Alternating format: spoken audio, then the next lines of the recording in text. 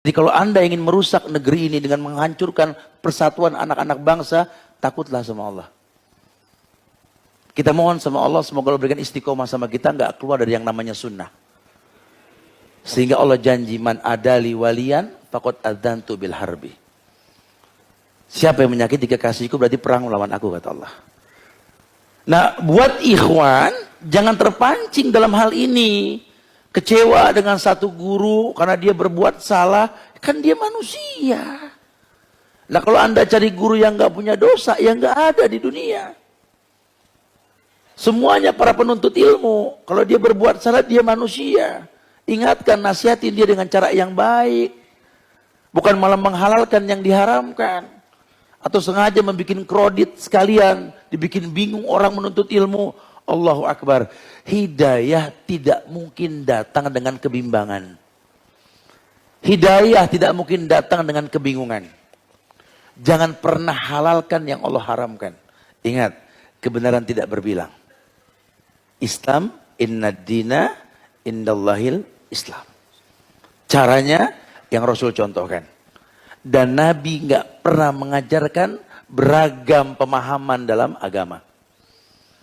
Kecuali Anda bicara organisasi, itu urusan Anda lah. Karena kalau dikatakan Islam itu Nahdlatul Ulama, Muhammadiyah, Persis, itu cuma di Indonesia. Di negara lain nggak berlaku. Karena itu organisasi, betul? Sampai kapanpun yang namanya Islam adalah Islam. Anda mau berorganisasi silakan. Silakan. Masya Allah. Itu hak Anda. Tapi tolong. Jangan anggap Islam itu seperti organisasi yang Anda buat. Bukan begitu bahasanya. Takutnya makin terjadi khilaf. Ini sudah dari dulu dibuat negeri ini seperti itu. Gimana caranya ini anak bangsa nggak bersatu cuma gara-gara khilaf yang dibuat. ADART, kelompok, partai, organisasi ini membuat kita berbeda. Padahal buku panduan kita Quran. Dzalikal kitabu la raiba fihi hudan lil muttaqin. Ini Quran tidak ada keraguan di dalamnya. Itu Quran tidak ada keraguan di dalamnya. Hudan lil muttaqin, petunjuk buat orang yang bertakwa. Anda pengen ditunjuki sama Quran, bagusin ibadah. Karena ibadah membuat orang bertakwa. La'allakum tattaqun. Kalau kalian sudah bertakwa, baru Quran bisa menjadi hidayah. Nah sekarang kalau Quran nggak bisa jadi hidayah, penyebabnya jelas. Kenapa? Dia nggak bertakwa. Menghujat ahlul ilmi, mencaci maki, memanggil nama guru-guru kita dengan panggilan-panggilan yang mencemooh, membuat anekdot-anekdot gambar. Umur ente berapa emang? Sittin wa sab'in. Ketika engkau wafat dalam keadaan menghina ahlul ilmi, entah di mana bakal mayitmu berada. Bertobatlah, mumpung ada kesempatan. Kecuali kalau sudah disampaikan seperti ini masih nggak berubah, kita serahkan ke Allah. Allah yahdi. Semoga Allah berikan hidayah. Masya Allah. Ya, semua yang nyunah dibilangnya Wahabi. Keras, ekstrim. Oh, Masya Allah. Datang raja dari Saudi, karena Saudi diidentikan sama Wahabi, betul? Raja Wahabi datang. Hati-hati, ekstrim keras, dan lain-lain. Dijelek-jelekin. Tapi sampai saat ini, banyak orang yang daftar pengen datang ke negeri Wahabi. Betul? Berani daftar 12 tahun kalau perlu, nggak apa-apa, yang penting datang ke sana.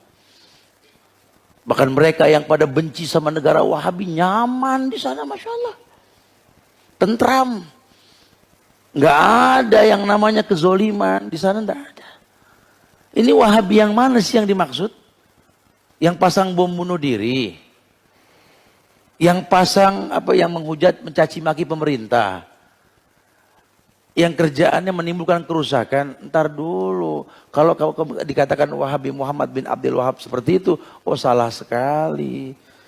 Justru ikhwan sunnah di negeri ini mengajarkan negeri ini untuk betul-betul mendoakan pemimpinnya. Yang kalian katakan Wahabi, dengarkan, mengharamkan demonstrasi. Karena mencaci maki pemerintah dari pinggir jalan bukan ajaran Islam. Nabi yang mengatakan, syibabul muslim fusuk wa qitalhu kufrun.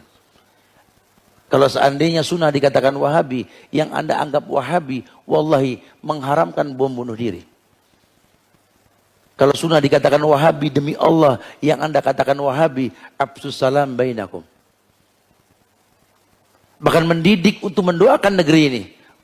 Merasa qanaah dengan di mana dia tinggal. Menegakkan tauhid. Hati-hati, ini akan tampak. Kata Ibnu Qayyim, bahwa kebenaran akan tampak ketika ada permusuhan. Sehingga dengan adanya musuh akan tampak kebenaran orang yang dimusuhi. Masya Allah. Kitanya jangan terpukau. Kadang-kadang tingkah laku kita inilah yang membuat orang enggan beragama dengan benar.